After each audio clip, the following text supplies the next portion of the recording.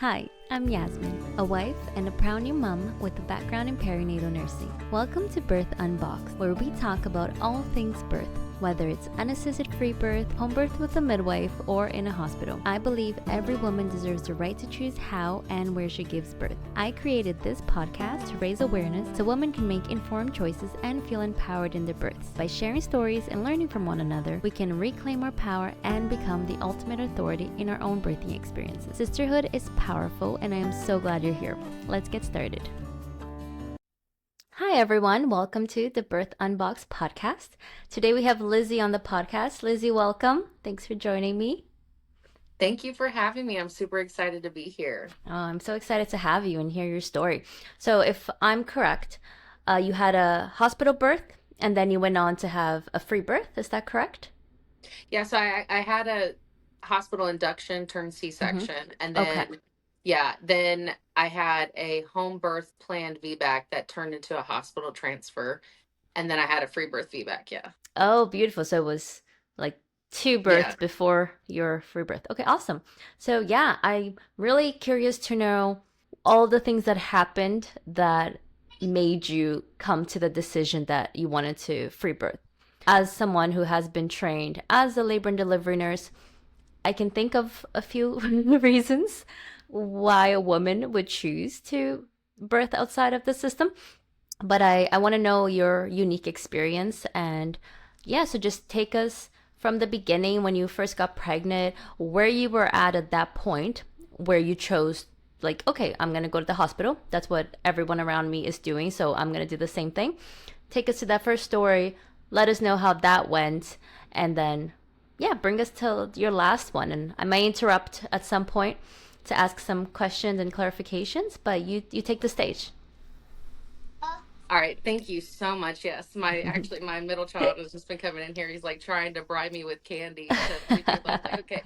Um, so yeah, it's crazy to try to condense it all because I could talk for hours about like where I was before and how just each child and each birth has like transformed me. But Mm-hmm. before I got pregnant with my first, I actually went through infertility for a few years, and Mm, okay. it was unexpected because I had a teen mom growing up, so I was always like ingrained that like you have sex, you're gonna get pregnant. So Yes. I got on birth control, and I my IUD was embedded in my uterine wall, Mm, and I had to go get that surgically removed, and that was like my mm, journey into like trying to become a mom. And mm. I don't know if it was the IUD or like whatever that caused the infertility, but I ended up getting pregnant the year of COVID, and like I was so excited to be pregnant. When I was going through infertility, I it was how it is for most people. Like everyone around me was getting pregnant. Every Yeah. friend, every cousin. It was like I was the Something only about one. COVID. Yeah, and then I was like the last one out of all these people to like get pregnant, and then yeah, Mm. it went off. So And it's I w- such a struggle mentally, right? When you're dealing with infertility and it literally feels like everyone around you is getting pregnant and it's just like in your face and it just makes it that much harder. So I'm sure, yeah. I don't know why Uh, Alexa's talking in the background, but I'm um, sure that's something that wasn't easy to deal with. it's crazy because if I would have known within 3 years I'd have three kids. I mean, oh my Yeah. gosh, like it's so funny that like God, like I would be sitting there like just begging and just not understanding and just I was like I just it's not that I just wanted to have a baby. It just Mm-hmm. like the same thing when everyone has what you want or what you're desiring. It was really difficult. Um, and so, yeah, I was really ecstatic. And my relationship with birth and like pregnancy prior to getting pregnant, I didn't like know. I mean, I knew I wanted like a natural birth. I didn't really have an understanding of the politics of birth. I had a ton, practically every friend I had at the time, like in my circle, had a C-section. But for whatever reason, I was always the person that said I would never have a C-section. I was totally that person, and it was easy for me in my mind to kind of justify that because all of my friends kind of had C-sections for different reasons. So I was like, okay, like if I don't like, I'm not going to worry about this or I'm not going to worry about that. Um, but I was at the, same time, I was very like fat phobic to myself. Like, I have had to work on my relationship with my body Mm-hmm. for my whole life, and I watched home birth videos, and I'm pretty sure free birth videos. Like, there used to be this Facebook, I think it actually still exists. It's a Facebook group called Birth Tube. And when I was going through infertility, I would just watch these videos. I wouldn't like learn about birth. I wouldn't listen to people telling and explaining things. I would just watch. But for some reason, when I became pregnant, and this was actually, before COVID really popped off, because I got pregnant in January and COVID started going crazy in March. Um, I looked into kind of like home birth for like 10 seconds. And then I was like, honestly, like, they're not going to take a fat girl like me. It's probably illegal. Like, I remember thinking those kind of crazy thoughts. Yeah. Hmm. Yeah. So I just decided, okay, like, I'll just go to the local OB or whatever. And from there, I would say I hate to, like, I don't blame myself. I just, to make it simple, I feel like my thoughts manifested because once sometime in the second trimester, my blood pressure was going up, and that was the only thing that stood out of that pregnancy as far as health concerns. But that, amongst me just being a bigger size and all of that, put me in a high risk. Well, I was probably already in a high risk category to begin with and just wasn't connecting all those dots.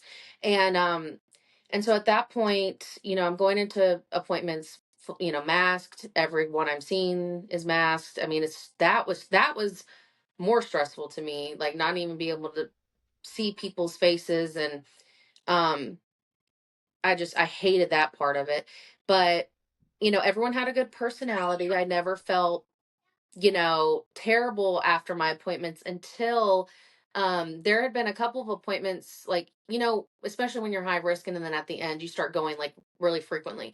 Well, it was at sometime in the early 30 weeks, like my doctor had not been there for like the last few appointments.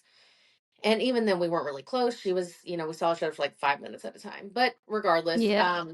it's like 34 weeks, and I finally see my doctor again, and she says, "Okay, so I don't know what she said. Something like policy says or guidelines say we induce at 37 weeks." And I immediately, that was the first time that I remember, and I will never forget, like, my intuition screaming at me, "She's gonna C-section you." Like, I just knew Mm. immediately. Yeah. And even when I told her that, like, I was breaking down, like, like shivering, hovering, whatever the words are, like, a panic attack basically. And I told her, I was like, I don't want a C-section. I just had a feeling that was gonna, I just knew. But so I, yeah, I just had the feeling, like, I knew it was like this inner voice screaming at me at that moment. And when I told her that was like my biggest fear, she said, if that's what we have to do, what we have to do. I've had two C-sections, it's fine. And I was just Hmm. like, okay. And I left. That was No the wonder first your appointment. blood pressure was always Yeah. high.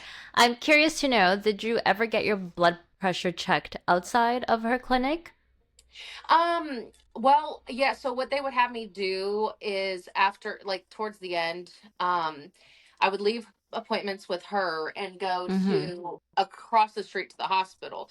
And this is one of those moments where, like, I've went through it a million times. That was it Mm-hmm. really my blood pressure? Was it not? Because when I would go to the hospital for, like, I think it was NSTs at the Uh-huh. time, my blood pressure was like below average, which they Ah. did end up putting me on medication. But it was Mm-hmm. like at her office, even on medication, it was always elevated. Always high. And at the Yeah. hospital, and even when I went through my induction paperwork, because they Mm-hmm. have all of that, your Yeah. glucose always lower than normal. And Hmm. so it's just really is just one of those Yeah. things I've just let go at this point. But for Yeah. years, definitely was like, is Mm-hmm. it white coat syndrome? Is it the cuffs too Exactly. small? Yeah.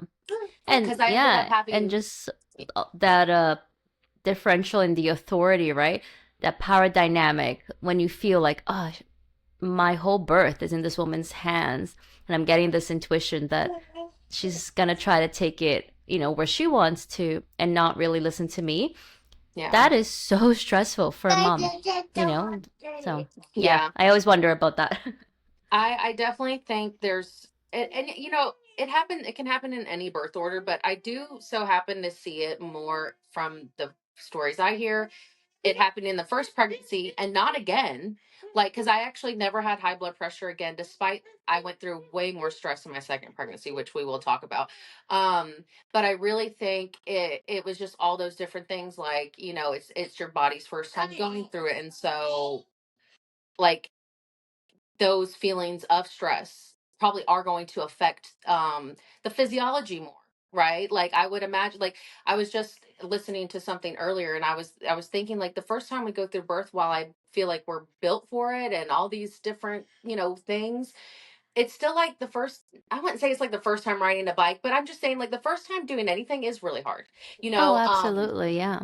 Yeah. yeah, and so going through that kind of stress and turning into mama bear during the height of COVID, crazy Oh, times. yes, I bet. Yeah.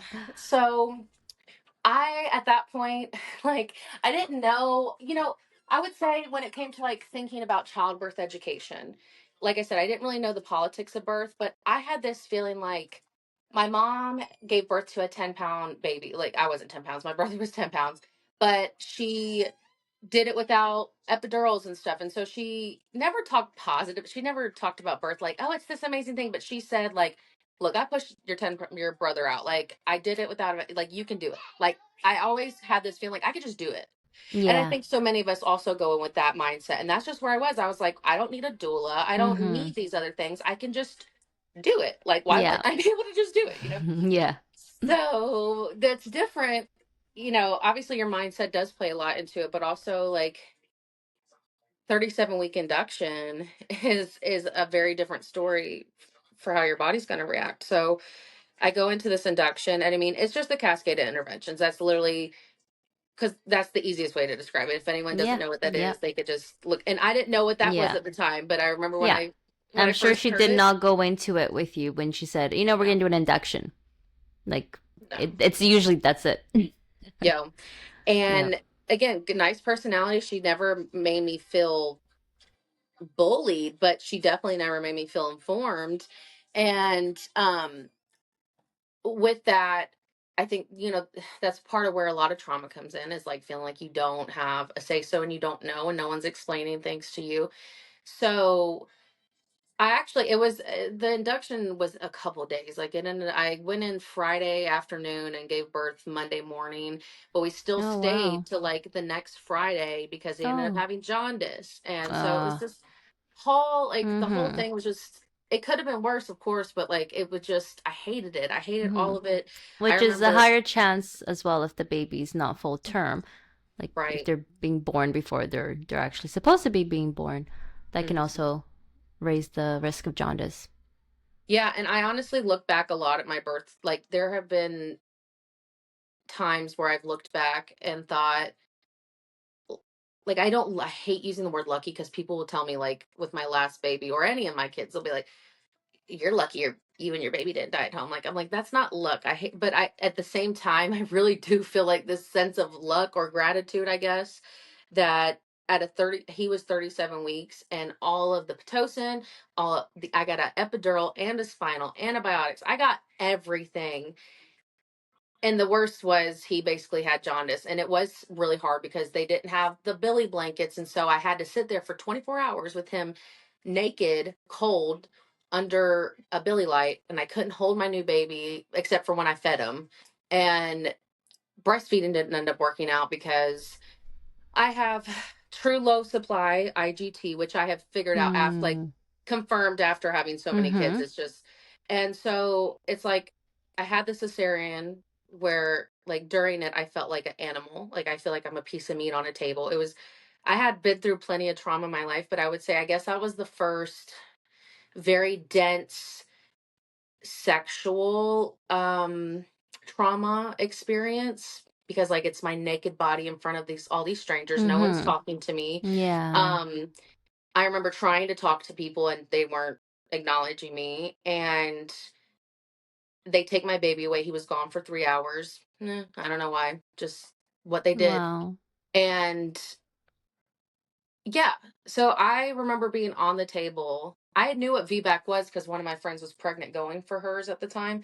And so, I mean, that's all I really knew was that you could have a VBAC. And so I remember being on the table, like just knowing I would never do this again if I could help Yeah. it. Yeah. Um, and yeah, I would like into postpartum. It just sucks how much a terrible birth experience can take away from Uh-huh. your early days with your baby. Yeah. Yeah. Ugh, totally. I'm so sorry that that was your first experience. I can feel for you, and people don't talk enough about those first few days and just the Mhm. postpartum and how much your birth experience really taps into that and completely affects how that's going to go and how your baby's going to react, the first few days. It's Yes, I'm absolutely. sorry. Yeah. No, thank you. Um, Yeah, I really it was the same with breastfeeding. I just thought like, well, duh, like my body is just gonna do. I'm gonna go check on my kids while I talk to you. But Okay. I was like, yeah, of course it's just gonna work out. And so, like it was the one of the most challenging parts was being, having this new baby that I wanted, right? And that I loved. I mean, I loved my child for so much and was so grateful. And then yet at the same time, I just felt like this intense like anger and what's the other word, like grief, you know what I'm saying, like of this is not, I hate to say this, like not what I signed up for, because obviously the breastfeeding and the birth are just glimpses into, your motherhood journey. um but I was really like, yeah, I just had this expectation that it was going to be something that it didn't end up being. And so yeah, like my son, he was amazing. He slept through the night at like 6 weeks old, which I'm not saying is necessarily a great thing, because what, Sid's wrist, it's Yeah. better when they wake up and stuff. But man, like if I would have just known, like, and then I was ended up, staying up at night just wondering like where I went wrong in this birth trauma. So anyway, Hmm. it was just, it was crazy. So yeah, after that experience, like I'm sure it took you like a little while to even like get into the space, the mind space where you were like, okay, I want to do this again. Because part of us, I think, is like, I need to do this again because I need to do it differently. And another part of us is like, I'm terrified of doing this again in case that happens again and I'm put into a position where I don't have any control of the situation. So, what was the moment where you were like, okay, I want to do this again? How am I going to do this differently because I'm not going through that again? So like I had said, I had tried to conceive for my first, but with my second, I didn't have to try. The main thing I knew, like, I I started slowly exposing myself to the VBAC world, like I don't know, maybe like at 6 to 8 months postpartum, and it was because I knew that if you wanted to have a provider support you in a VBAC, at least where I lived, your births needed to be at least like 18 months apart. So I was like, okay, it's not that I was like ever, okay, we're gonna try for another baby. I think I was just like, once I hit 9 months postpartum, it's kind of like, is what it is. Like I was not trying, but wasn't preventing either. So I can't, and that's just kind of where it was. I was like, I guess I wanted, yeah, like you said, yeah, like not a do over, but yeah, you want. I felt I definitely I hate saying it, but I felt incomplete. Like it's something was missing. That rite of passage, I didn't even know what rites of passages were at the time. Mm-hmm. Um, but I definitely like, oh yeah. So I got pregnant at, I think I was between 10 and 11 months, like with all of them consecutively. All my kids were like 18 months Oh, apart. yeah. Mm-hmm. So, it was really that like one day I went out with my oldest and I just decided to like I was like 10 days before my next period. Like it was so early. Like I was like 3 weeks pregnant, like whatever. But I was just like, I'll just buy a test. I'm bored. Like I like that's just where I was. I wasn't testing all the time. And then it came back positive and I was like, oh wow. So that's where we are. Okay. I wasn't scared. I wasn't like initially. What I knew, there was a home birth midwife at this point. I had made friends with someone who had a home birth locally. Now she wasn't a VBAC mom, which I would say is my biggest mistake. Um moving forward. But I was like, my motto, I have like a lot of mottos that I've had throughout my different pregnancies. And so my motto after I had my C-section, but like early on in my VBAC journey, was that like, if no one supports me, I'll birth my baby in the backyard, which I didn't end up doing that. But that was like where my mind space was. Yet Yeah. I hired this midwife because I thought it was the right thing to do. Like, I'll be honest, it was not for any safety reason. And I say this ahead of time because there's so much that happened once I hired her, that I wish I would have just fired her. Like, I was scared to fire her or scared to not have a provider because of the societal risks. Like, you know, being blamed, like if my baby died, like, okay, Elizabeth, like Yeah. my family calls me Elizabeth. Like it would just, obviously, like losing your baby is one thing, but then to like the Mm-hmm. thought of like everyone pointing the finger at you. Yeah. And I would Yeah. never want to point it at a doctor or a midwife either. It would just be like, Yeah. Which, you know, that's the difference. If a baby dies in the hospital, they're all like, they did everything they could, but they don't look at all the reasons that could have even led to the baby needing help in the first place. But if it happens at home, and even if there is a midwife, people are so quick to blame and think that, oh, everything that could have been done wasn't done and that you are to blame for this. So it's very hard, especially mhm. parents going through that situation. It's already the most horrendous and most painful situation they could possibly ever be going through. And then to have society blame them like that, it's just awful. So I understand Yeah. where you're coming from. Yeah. And I mean, I was definitely still in this like people pleasing, you know, space that I didn't know really how to stand up for what I want or set boundaries. Like, and every time I would try to set boundaries with people, I was called selfish. And it was just like, it's such a hard dynamic, when you're trying to be like, you want to be a good person, but you also want to do things that are like right for your soul. It's just, it's hard to please everyone. And so I was in a space where I was like, okay, so I'm going to get this midwife. I'm, and it wasn't even like, I didn't really have family. You hear stories where women are like, yeah, my mother-in-law was like, you better have a C-section. Like, I didn't even have any of that. Like I said, my mom was very like pro natural birth and stuff, but it was just, I just thought that like, this is what I got to do because again, the repercussions of not would just be horrendous. It wouldn't be worth, at that point in my life, it wouldn't have been worth it. But that changed obviously when I had a free birth. So in that pregnancy, I ended up being really sick. I had hyperemesis with my second and third pregnancies, really bad. And so I ended up like not seeing. We actually moved out of. We lived in South Carolina. We moved to Georgia, so this midwife could attend my home birth because midwives legally cannot attend home birth VBACs in South Carolina, and we were right on the border. So we moved. Okay. Yeah. And in between that and just being sick, I kept pushing my appointments off. Like whole, I didn't see them again from like the time I interviewed her until like 20 weeks, like right before the anatomy scan. Um, just because like, and there was nothing they would really been able to do anyway, but, Yeah. in the first trimester. But I finally started seeing them. And that's, so I don't know if I would have saw them earlier. I don't need to go through the what ifs. I tend to do that a lot.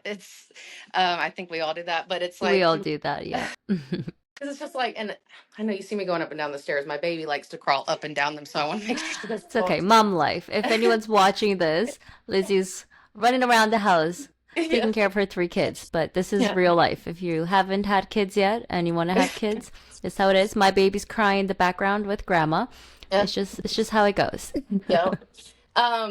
So yeah, like it I say, to make a long story short, I've really tried to learn how to condense this story because, to be honest, my first VBAC, my second birth, generally, was my most traumatic. Like, and it was really a combination of the pregnancy mixed with, not because it was a vaginal birth or anything particular, but it was like from the time I started seeing, I would say, the midwife, but it ended up being like I interviewed the woman who owns the practice, and when I started seeing them, it became like a two team thing. Like I had basically like a student midwife became my primary. And that was something like I don't like throughout the whole time the communication really lacked. So it was like I don't even know how to explain it. Like I had this one midwife, like the student midwife was like telling me everything. Like she would text me like when I had concerns, it would be like her texting me. And yet like it was that's not who I hired. Like I hired like I was paying this money to this one midwife that my friend had recommended to me.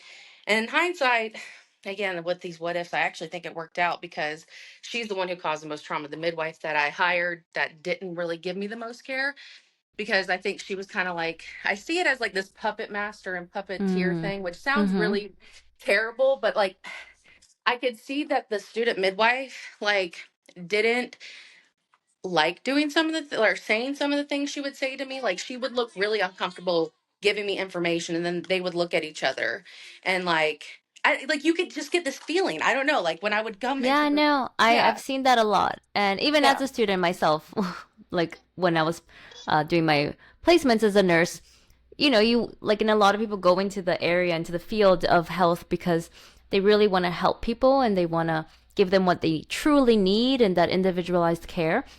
But then you start working in a place and there's all these policies and guidelines, and the midwives, they're bound by their restrictions. So you start and you were able to see the student be like, oh, this is uncomfortable, but I gotta do it. I gotta follow what was given to me.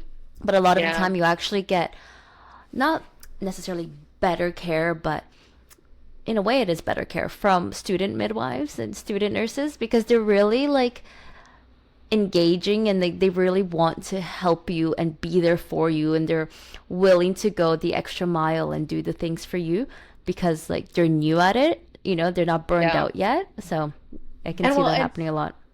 yeah, and I really think, sorry, I feel like that woman, the student midwife, really got screwed over in this too. Like when I get into the details, like the end, but it was like, yeah, like I hired this one woman and I get introduced like 5 months later to this other woman, which was fine. I had no problem with her, but it was constantly this like who's giving me this information, and then they would give each other looks, and I'm just like, okay, this feels like the energy would just feel off, and I would gaslight myself constantly. I didn't want it to be, like I don't even want to say as a VBAC mom, just as a woman, you constantly are like, am I thinking overthinking this? Am I reaching? Like I don't want to think that these women who have come, you know, uh recommended to me are gonna be doing anything nasty to me. But basically what ends up happening is, and in this pregnancy, I felt like I had moved a lot of my like that fat phobia I had mentioned earlier, because I definitely like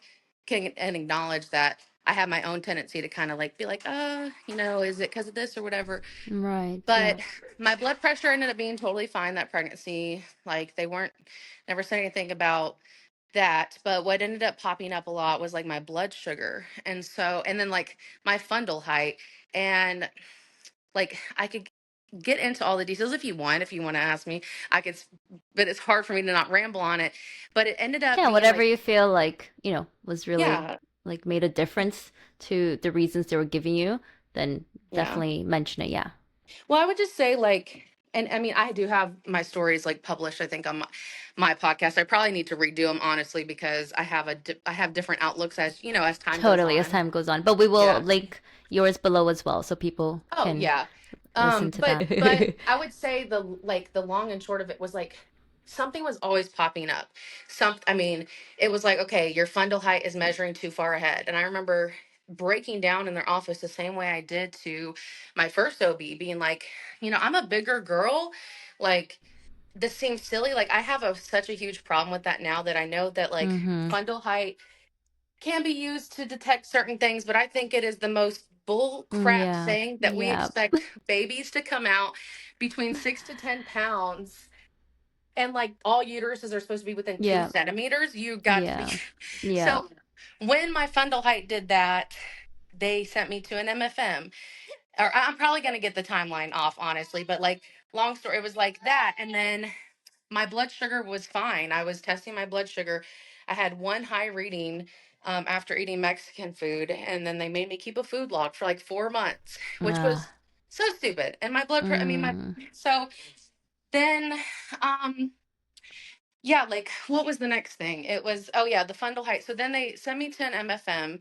The MFM, I have two different doctors tell me that my baby's going to float in my abdomen from a uterine rupture. Um, Mm. they made me go get another anatomy scan. I don't know why. Um, the anatomy scan came back fine.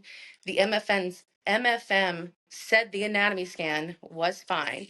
Yet the midwives took, so I don't know, pulled it out of their thin air that my baby could have a fatal heart condition. Huh.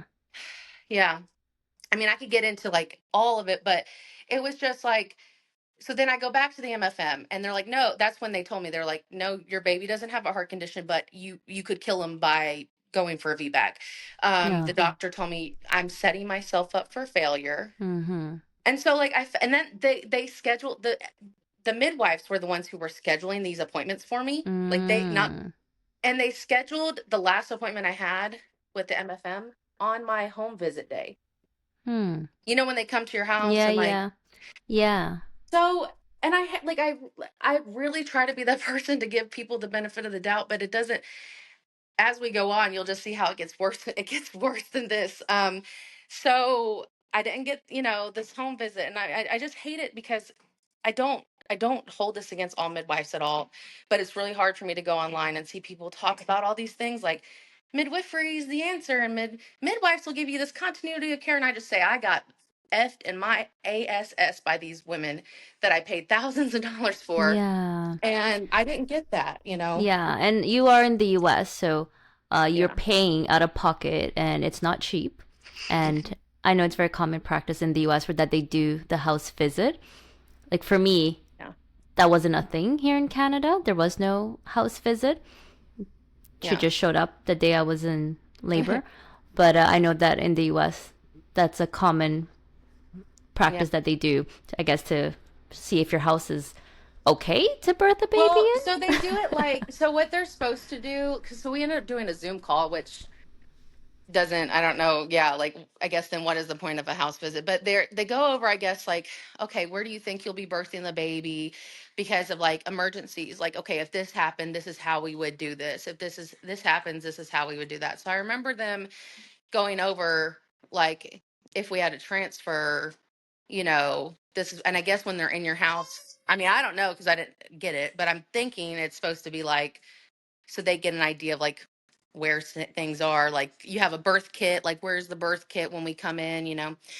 But to me, it was like it hurt, but I didn't take it personal. It just felt like another thing, like, dang, Mm-hmm. like this is just another thing. And again, there's a lot Mm-hmm. more that I'm not going into because it would Mm-hmm. just take all day. But then um, we get to the end.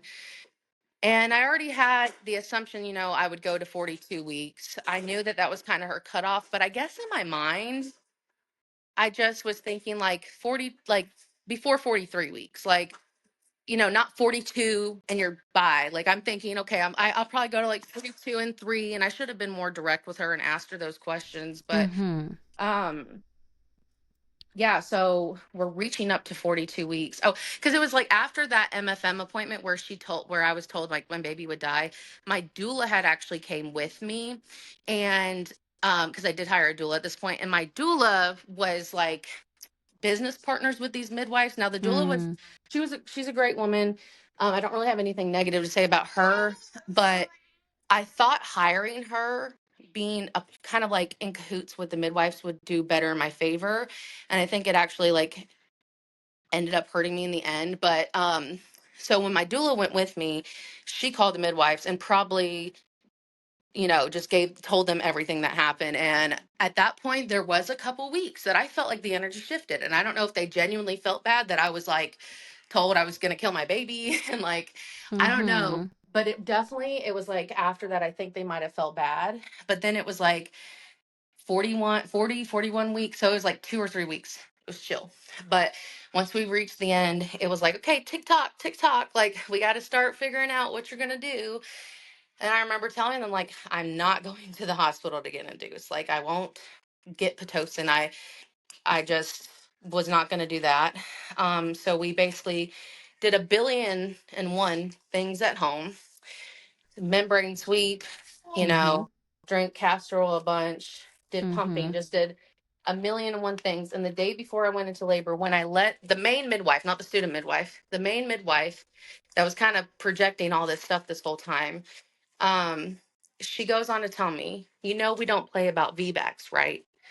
Like in a way that was like to be, there was a message Mm-hmm. there. She was like, I don't remember how like, what was it that she said, but she was like, one off thing and we make the call, like to go to the hospital. And I was thinking, okay, like, all right, everything's gonna be fine. Like, I just get like, and this woman goes and puts her hands on me. I let her put her hands on me and do all those things. And, you know, that's really traumatic thinking about that. But um, I ended up going into labor and the student midwife and my doula come. Um, And I'm in labor. I mean, I was like in prodromal labor for days. Like I was contracting every 10 minutes for like ever. But when it got Mm-hmm. serious, like what I would say active labor, I had Mm-hmm. active labor for like 12 hours. And Mm-hmm. once I got to like hold on. I'll be up in just a second. Once I got to so my son was born at 9:47. It was probably like 8:30 or like 8:15. And this is on Mother's Day of No. 2022. Yeah. So the main midwife shows up. She rummages through my cabinets because, like I said, the blood sugar thing was a huge issue, and I just didn't go into every single instance. But it was like I always felt like when I would go to my appointments, I was like turning in a test, even though my numbers were fine. I always was thinking like they're not believing me because my fundalite's so much, much bigger, even though the anatomy scan and everything said my baby And was. did you do the gestational diabetes test? Well, yeah. So what we didn't do the gestational diabetes test, but we did like the 2-week finger prick. Mm-hmm. And that's when, um, all my numbers were great except for literally one reading. Mm. Um, and I remember she told me, she's like, no more Mexican food for you. Cause that's when it was like, I had Um, logged all my food and it was the night mm-hmm. after eating Mexican food Yeah. that my fasting was high. But other than Mm-hmm. that, like even at the very end, every time I'm a bigger girl, I Wow. get it, but Yeah. I And read everything, it Lily. was fine. Yeah, I read Yeah. Lily, whatever, Lily Nichols, I think. Real Food for Gestation. At this point in this pregnancy, I was watching every documentary I could find. I was look in every Facebook group. I was listening to every Yeah. podcast. I was actually, and then I would go to my appointments telling her about it in a way to like, I wasn't doing it for her by any means, but I Yeah, would yeah. tell her to kind of get brownie points. I would think like, okay, Yeah. Yeah. I'm gonna prove to her that I'm doing the work, and that's Yeah. if you feel like you have to prove to your provider, that's probably not a Yeah. good relationship, Yeah. like to begin with. Like But that's it's how it is, right? yeah, It's like the only time they'll like back down. Like I yeah. guess for me as a nurse, they weren't so pushy when I would decline certain tests. They'd be like, "Okay, you're a nurse, whatever." But I'm like, so if I wasn't a nurse, you were gonna be like, "Well, you have to tell me exactly what your reasons are, and then you have to educate them on it and why you're making this decision." Right. And so I was like, okay, that's why I guess I got a little cocky, even though my biggest fear, yes, I have a 1 in 300, 1 in 250 chance of uterine rupture. Yes, I have all these other 1 in 100 chances of all these other terrible things going on. My biggest fear was someone coming in and just effing it all up, like like, and that's exactly what ended up happening. It was basically the same intuitive calling that I got about you're going to have a C-section. It was like, it wasn't always like this woman. It was, but it was more like this energy is going to, I don't know. It was just this whole thing just felt gross, the whole thing. And so I go into labor. She comes to my house. Yeah. So like I brought up went back to tell the blood sugar thing because she's going through my cabinets. I remember I'm in transition. My water had already broke. I was at least 7 centimeters because I was getting cervical checks.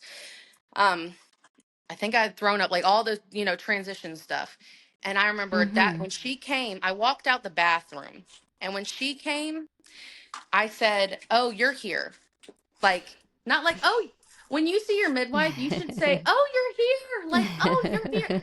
I was mm, I said, "Oh, you're here." Like, oh, I mm. said it out loud too. And I Oh. remember my energy, everything, it Ugh. was over at that point. She was going, like I said, she went through my cabinets. And then I've Like you're never, just going through your cabinets to check what you were eating? I guess, because let me tell you, What? I'm not, I kid you not, she had me take my blood sugar Oh, yeah. in labor. Yeah. And it was, Yeah. I don't even know if it was within a guideline she wanted, but it was higher than I'd ever seen before. I mean, it wasn't like Mm. 150 or nothing like that, but it was like over 120. And even Mm-hmm. after I ate, my meals were never that high. But also, I'd been in labor for 12 hours. I'd been puking. The only meal I had had was castor oil in 2 days. Like, and I remember then at that point, I mean, I was freaking out because I'm thinking like I'm gonna get like it's so stupid. The thoughts that are going through my head is like I'm gonna get in trouble. Like what does that mean? I don't know. I'm so afraid of this woman that I'm thinking like she's gonna punish me, and I don't know how, and I don't know what. And obviously, I would say that that is partially like a me thing, like for sure. But it was also like we were not meant to be together. I would just say that. So Yeah. she when I when they would check his heartbeat for like during contractions, like I was standing the whole labor. Like all 12 hours I was either standing or like on all fours. Because sitting or laying down hurt. It basically what my body was screaming like you're dying. Like in those positions it felt like you either get up or you die right here. You know what I'm saying? So the problem is that I have a lot of loose skin that hangs over where the baby is when they're really low like that. And I'm just bigger anyway. So basically they couldn't get his heartbeat. Like all throughout labor, like when they would want to check his heartbeat, they would ask me to go lay on my back. And it hurt and Yeah. it was painful, but I would do it. No. Well, his heart rate was fine. And I also have my own contingencies about heart rate monitoring because I'm not going to make any statements on your podcast. I have my issues with heart rate monitoring. But that being Yes. said, I his heart rate was fine Mm-hmm. until she came. And Mm-hmm. also this is transition anyway. Yeah. But when they were trying to check me, they were like, okay, so like I checked my blood sugar. She looked through the cabinets and then she's like, okay, you need to go like check the heartbeat or whatever. And at this point it hurt so bad that I kept like pushing it off. Like I remember they were trying to get me to lay down and I went through like two contractions with like basically telling them to leave me alone. I never really used the word bully in that Mm. scene, Yeah. but when I remember like gripping the kitchen counter, like trying to like not go lay down, basically like trying to stall as long as I could, and then it just getting to a point where they weren't letting me stall anymore. And so when I went to go lay down on my couch, I mean, there was even moments where like the doula and midwife were holding me down to get this heart rate, which Oh. that led into a lot of like that felt really traumatic because Yeah. you know, and I guess Yeah. the heart rate wasn't good to the midwife's liking. She stayed for two contractions and then she called the ambulance. And Mm. when the ambulance came, I got on the ambulance and I remember like my husband was in the middle of blowing up the birth pool. And I asked them because I was thinking, I know I'm not medically trained, but I remember thinking in my heart, like, this is stupid. But if I tell them no, what does that look like? Mm-hmm. What is that? That Yeah. doesn't look like you can't just, I mean, you can, but you just can't do Yeah. that. And It's always very tricky in those yeah, situations. Like what am I allowed to do? What am I allowed to say no to? And you're yeah, just so vulnerable in that situation. And yeah, you're having someone with this authority over you and they're telling you like this, there's so much pressure that you give in. You're not really thinking logically. You're just thinking intuitively and you're thinking this doesn't feel right. And you just can't take that pressure because you don't want to deal with the confrontation. So you just take whatever is the easiest yeah, way in that moment, right? yeah. And that was definitely where I was at because and like I said, in my heart, I knew it was.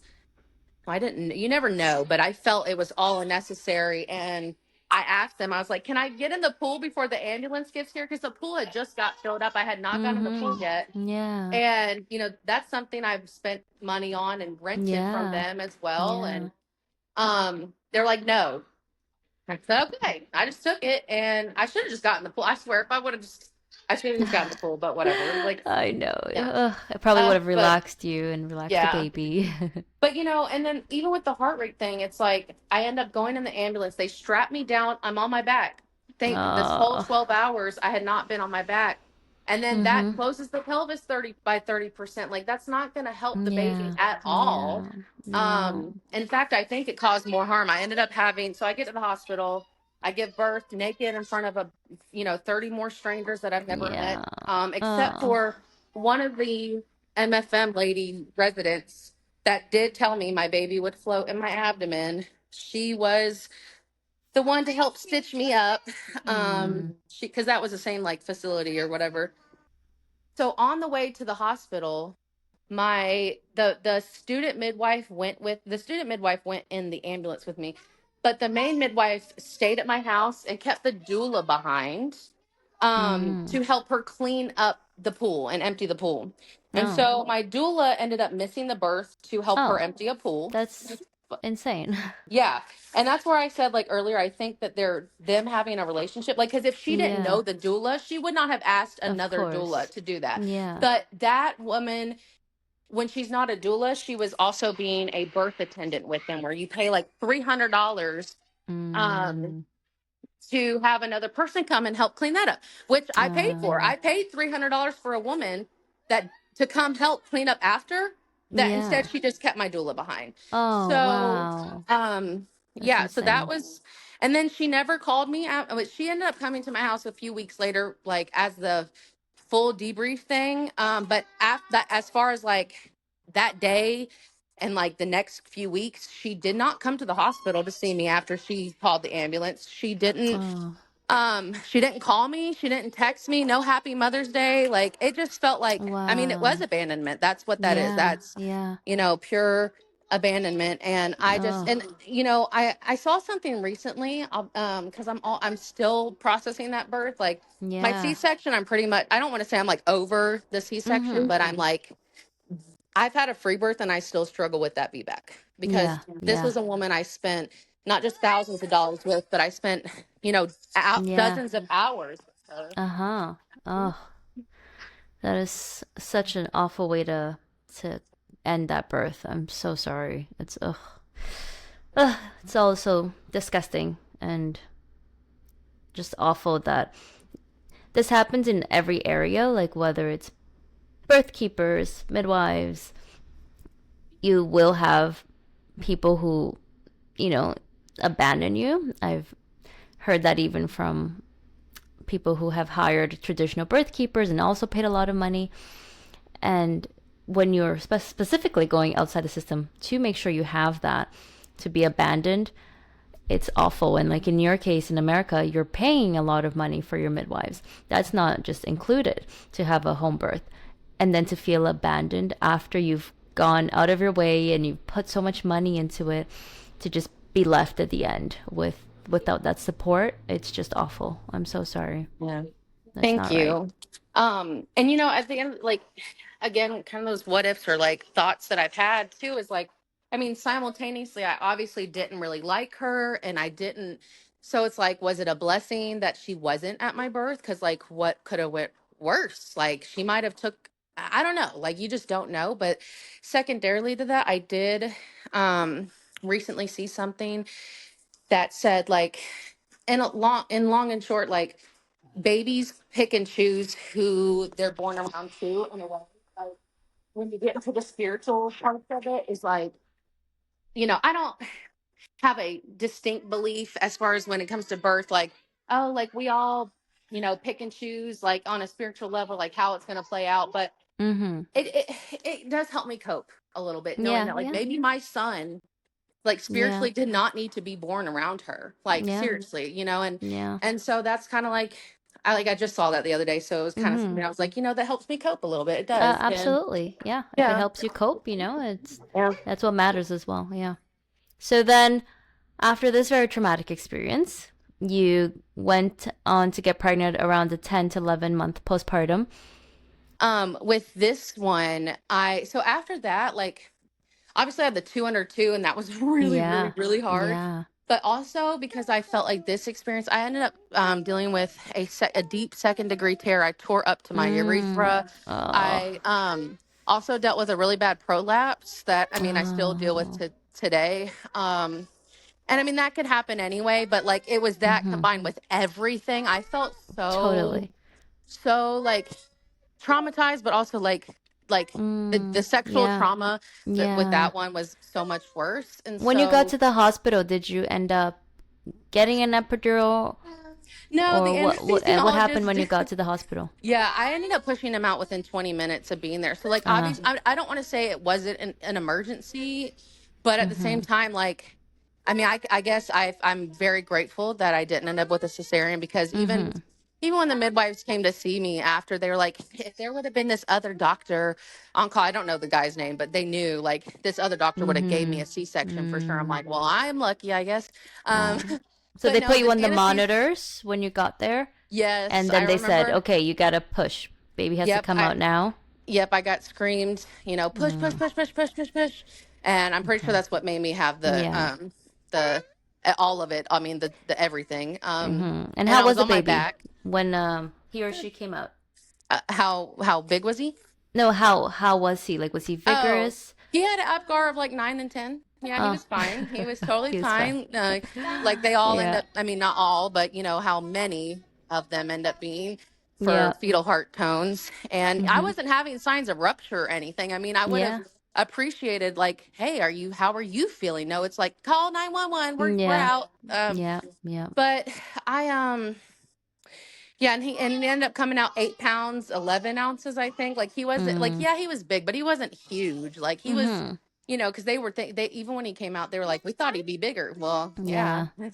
um, Yeah. so where I'm at with this one. Oh, so after all that trauma, like I will tell you that me and my husband, I just feel like this is important because I literally thought I was gonna divorce him. I mean, I feel Mm. like I feel like when I was probably in the process of like my baby implanting, I was like considering getting like divorce papers and like Oh no. because I just feel like that ripped us apart and it wasn't even Yeah. like I didn't blame him and it wasn't even just the birth, but it was like I just felt at that point I felt so alone, not just in my Mm. marriage, but between Yeah. all the people in my life because I felt like people saw this happen or like know this happened and like no one, I don't know, like, and I don't even know what I expected people to do. It was just really, I was just really going through it. And so at the Yeah. time, I didn't think we would have any more kids. Yeah. I remember, like, vividly remember, like, a couple weeks before I got pregnant, thinking, like, okay, I'm going to be content with my two. Like, because I always wanted three at least. Like, I always had a Yeah. feeling in my heart because I have a bunch of siblings. Like, I knew I wanted Uh-huh. more, but I was like, I just have to come to peace with, like, the two I have. And that's just going to Yeah. be what it is. Well, um, I mean, TMI, we had sex one time this cycle. I swear to you, one. That's like how, Yep. we were not in That's all relations it that well. takes. Yeah. It was the one, which, makes sense, but it was crazy. So Yeah. like, the other two made sense, but this one I was really shocked. Like, I actually found out with both my boys, I found out before I missed my period, but with her, Mm. I found out after I, okay, baby, let me go get it. I found out after I missed my period because I just was totally Yeah. not Not expecting expecting it. it. Yeah. Yeah. And so Wow. with this one, um, I had Yeah. like I'll be honest, I had a lot of shame. Like, Mm.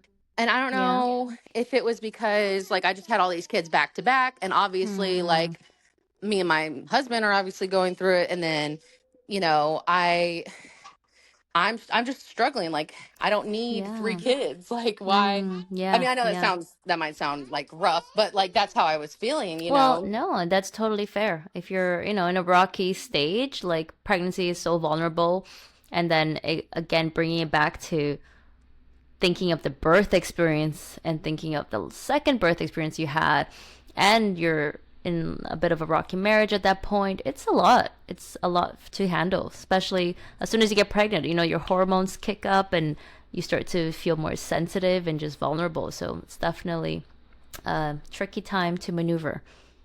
Yes. And then, with the sickness, because I was really sick taking care of the two boys I, and then with this, like, I definitely knew I was going to free birth and it wasn't like I looked into some underground midwives because they're, like, or birth keepers, Uh huh. whatever. Mhm. And what really stopped me from hiring any of those people was it wasn't the money or anything. But yeah, I had a friend that hired a birth keeper and like everything was She tells me this story. She's like, yeah, everything was fine. And she was like, but at the very end, basically she had like asked to give her a cervical check or something weird, and then she said no. Mm. And then the midwife or birth keeper said, well, do you she said, do you want to meet your baby? And I just remember thinking No. like, it doesn't like, I was just at a point that I was like, dude, I Mm. refuse to have anyone talk to me like that. And like I'm Yeah. just not, I would Yeah. rather, I know this sounds very Yeah. hyperbole or whatever, but I was like, I would rather die than have Oh. anyone do that to me. Like, I will not Yeah. do that anymore. It is Like, awful. Yeah. yeah. And I know that's hard for people to understand. Like, when I get comments on Instagram about, like, oh, you free birthed your VBAC, like, you must want your baby to die. I'm like, Mm. honestly, I was like, I know it's Yeah. hard for people to understand, but when you go through trauma like that, especially Yeah. like sexual trauma and Mm-hmm. people are using your vagina against Yeah. you, like, Yeah. it's, Yeah. yeah, I was like, nah, I'd rather just, Yeah. Like people yeah.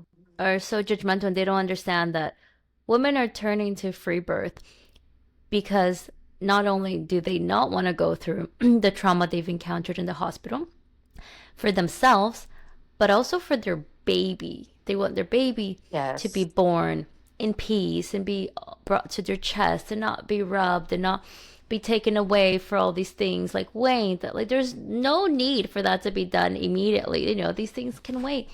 And women just think that you're selfish. It's just about you. You just want to have this birth experience for you, but it's for you and your baby, and how their first few hours and first few days on earth are going to be based on their whole birth experience, and it can be traumatic for you and for them, and that will leach onto your postpartum. Like if you felt like you had a traumatic experience, that's going to affect your milk supply, that's going to affect your bonding, that's going to affect your initiation into motherhood, and especially when it's your first baby.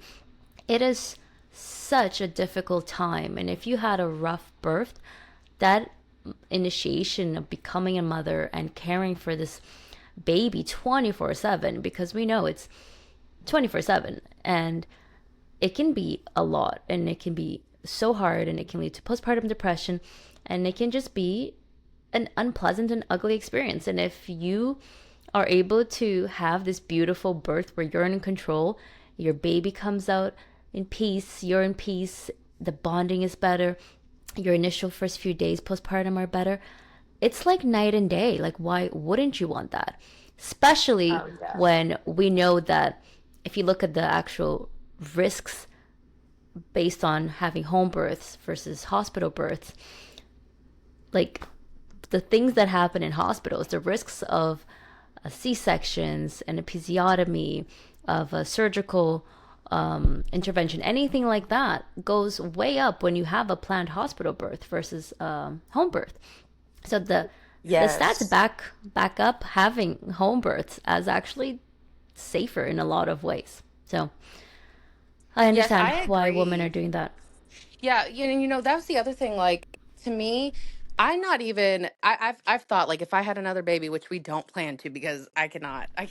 But I am actually in a different headspace now where I would probably consider hospital birth. But the scariest Okay, part, interesting. yeah, Yeah. but the scariest part to me is the thought. I mean, well, there's lots of thoughts, but one of it being is the pressure of Pitocin, especially on a Mm. VBAC mom. Like, if I Mm-hmm. thought anything would kill me, I always thought it would be Pitocin, to be honest. Yeah. Like, Yeah. and the pressure, like one doctor won't give you Pitocin, and the next doctor comes in and gives it to you, and it's like that is what's going to Mm-hmm. increase my risk of dying. Yeah.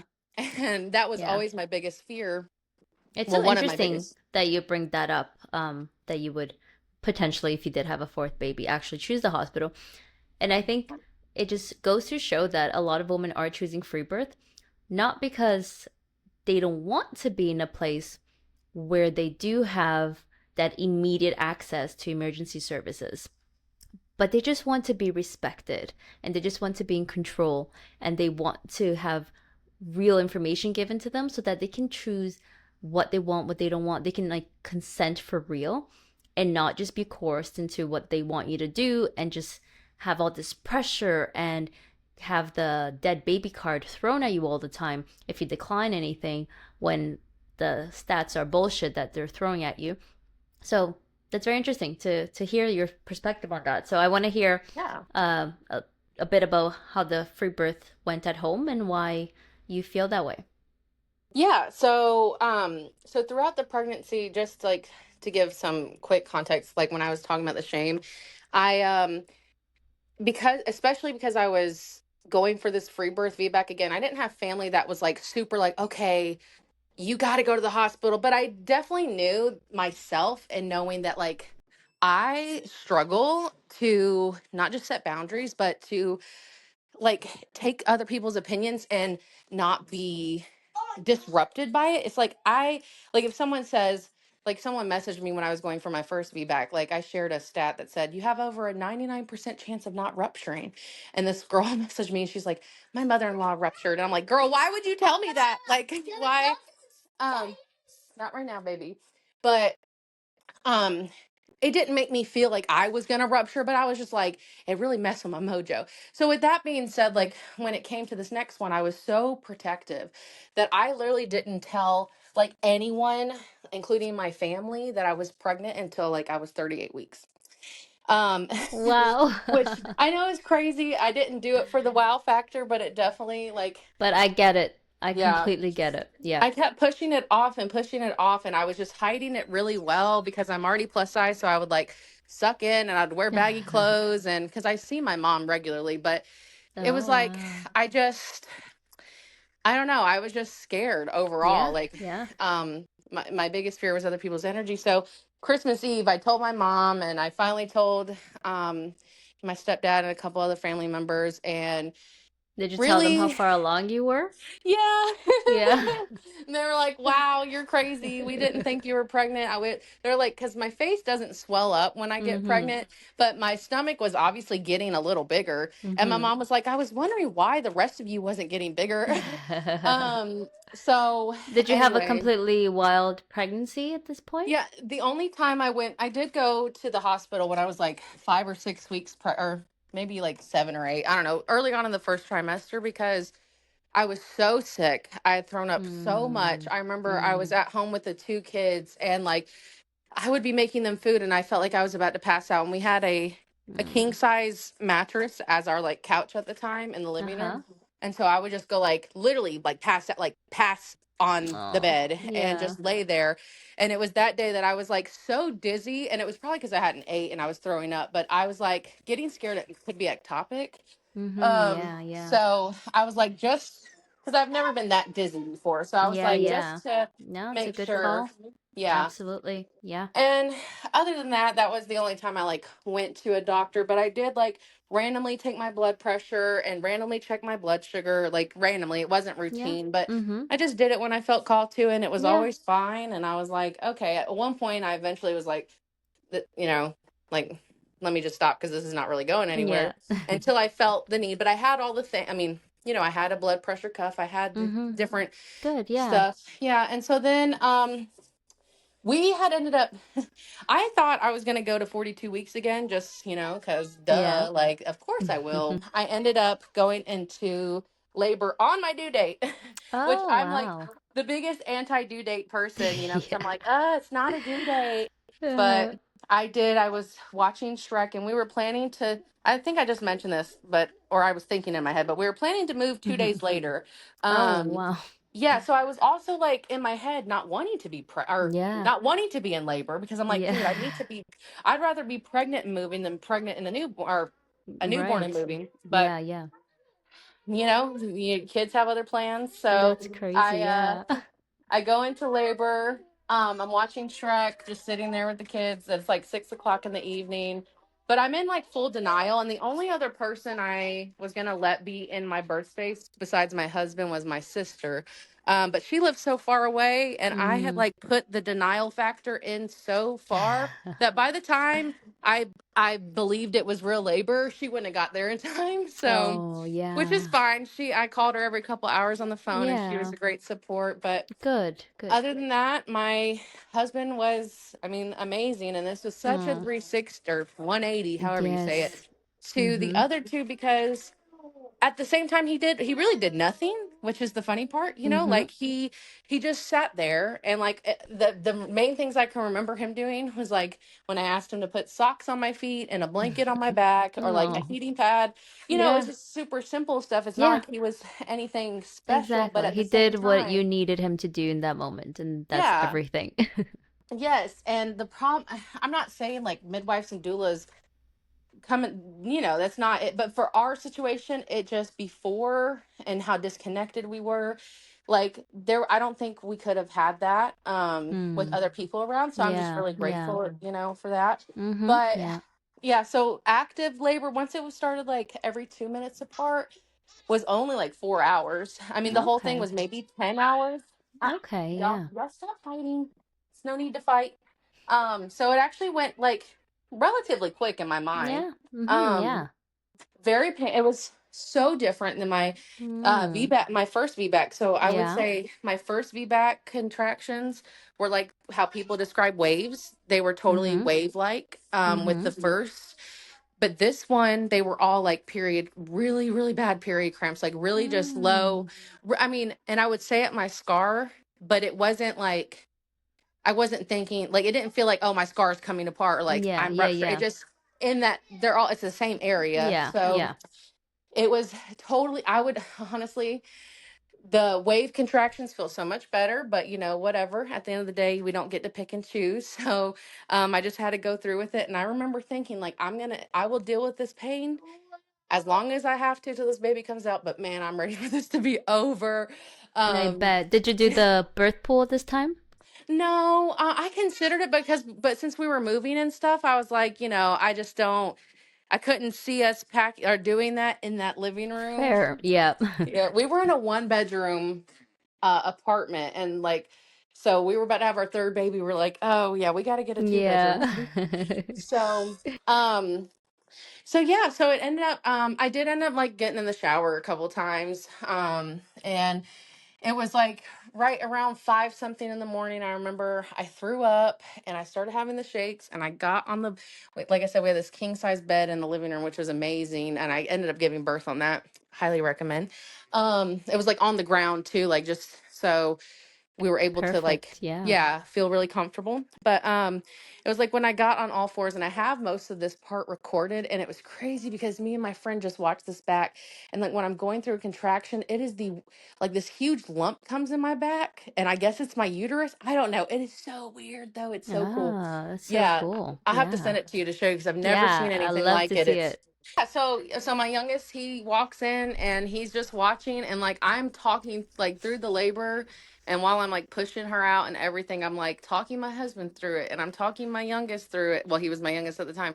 Yeah. And I was telling him like everything's gonna be okay, everything's gonna be okay, like over and over and over again. Just keeping everybody calm. Yep. And even my best friend, she tells me, she's like, I don't know how you were talking, like you're just talking to Yeah. everybody. But Yeah. Just taking yeah, care so of then everybody. she ends up, I wouldn't say like full fetal ejection reflux because I definitely had a few pushy contractions, but when she came out, it was like she shot out. And my son, That's amazing. Yeah. he's like, she looked like a little alien coming out. I won't lie. On the video, and my son, he screamed like, I guess it scared him, but I'm not gonna lie. It Yeah. is so funny to watch that video back. It's so That's terrible. so Like, cool. because he's just like out of like she flies out, and he just turns around and he's screaming with a passy in his Oh. mouth, and it's just like, Oh. yeah. So Oh. it was this crazy You moment. don't see babies being born every day, right? So you're probably And a then little like 10 scared. seconds, yeah, like 10 seconds later, oh goodness, my oldest comes out, and my husband's like, you got a baby brother? Because we swore, like, obviously I didn't get ultrasounds or Yeah, like yeah. gender scans. So this was a total team green baby. And when we when she was born, like we obviously were thinking it's probably just gonna be another boy. But I felt, and I was like, no, it's a It's a girl. And girl. I was like, oh my gosh, Oh. it was so crazy. And my husband basically caught her, and Oh. he ended up going to work for like months telling everyone. They call him Dr. Nick at work because he caught his own baby, That's so and funny. no one Oh, I else love he that. knows Yeah. has that experience. So Absolutely. It's very yeah. rare. Yeah, that's so So, cool. And did you have any tearing? okay, so let me tell you the difference between that. I'm sure I did a little, but I Mm-hmm. will tell you these when you're talking about day and night differences, I Yeah. was thinking this because um my vagina after my first VBAC felt terrible for months. Like I'm talking for a Mm-hmm. really for probably up until I got pregnant again. I mean, it just Oh, always felt wow. terrible. Yeah, because Yeah. the prolapse was so bad, but Yeah. when um after I had her, I swear I'm not exaggerating. My vagina, I felt nothing. I mean, not like nothing, but like just Yeah, nothing yeah. was wrong down there. The Wow. only thing was my whole body, everything but my vagina felt like Yeah.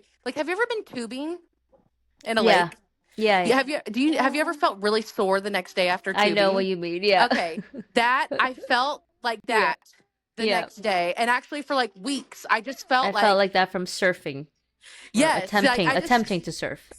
I felt like I just got beat up really bad. Yeah. Like Yeah. someone beat me up, but my vagina, perfect. I'm not even gonna lie Wow. to you. That's It felt, amazing. Yeah. yeah. And, I believe you. Yeah. which was such a blessing because, like I said, I had Totally. so much, like, I mean, I was 25 with a prolapse, and not that we should feel shame about it, but it felt Mm-hmm. so like, Yeah. and I would join support groups and it would only be like 70-year-old women. I'm like, no, Oh. what is like, this is not, no. Oh. But Yeah. anyway, so then after, I brought up the divorce thing earlier because after this, like me and my husband, we are not perfect by any means. Like, oh my gosh, None but of we've us been are. together. Yeah, we've been together 12 years actually in like a few weeks. Mm-hmm. And I I mean, it's obviously life is very hard with 3 kids under 5 Mm-hmm. and all that, but I could not imagine like a better life partner, and I would not have said that 2 years Yeah. ago. Like Yeah. we are in such, and it's not like just the birth, but it's like he showed up for me in like the most trying time that I needed him to, and no one can ever top that for me. Like it Oh, just, absolutely. It's such a special moment, and to have that connection with your partner, it is life-changing. yeah. So it definitely like restored our family. Okay, I'll get it after I'm done. That's so um beautiful. I'm so happy to hear that. Yes, thank you so much.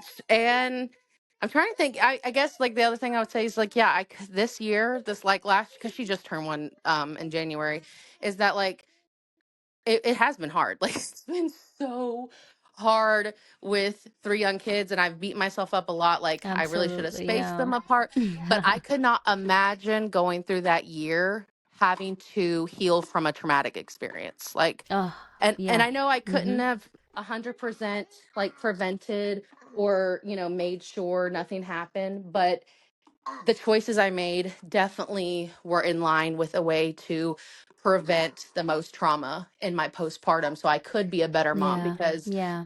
the trauma from the other births affected my mother, like my mothering, and Yeah. all that. Yeah. 100%. Yeah. Yeah.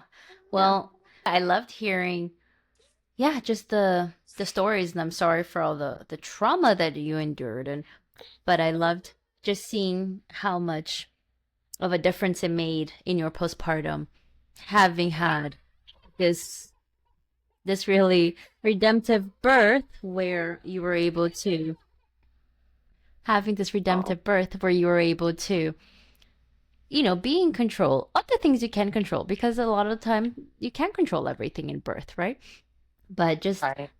being in a space where you were respected and had support from your husband, and you weren't pressured into doing anything or lying on your back, and just you were the authority in your birth. And what a difference it made in your relationship with your partner and in your postpartum and your mothering of 3 children under 5. So thank you so much for sharing your stories, and I'm so happy that you had this beautiful redemptive third birth. And I would like to ask you if you have any last things you want to share, or any piece of advice that you like to share with mamas who are pregnant or planning to become pregnant, if there is something that perhaps you wish you had known before you went into your birth space, and if you'd like to share that.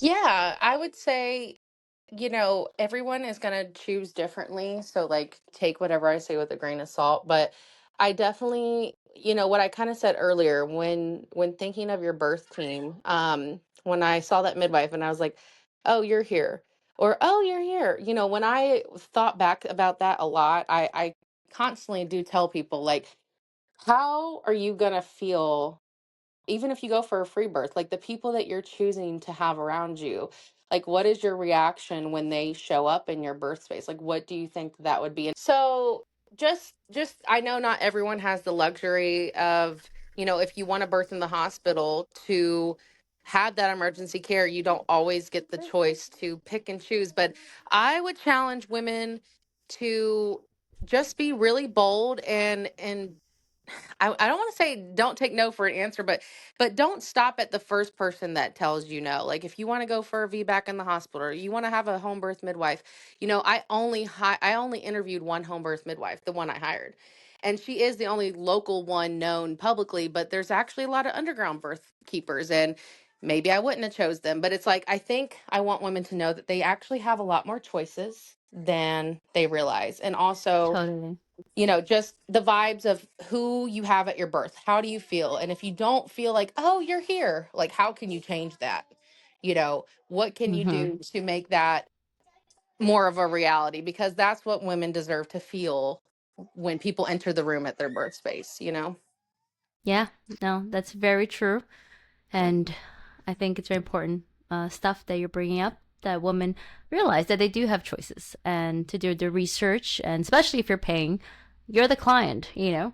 And even if you're not paying, like, it doesn't mean there aren't other options in your city.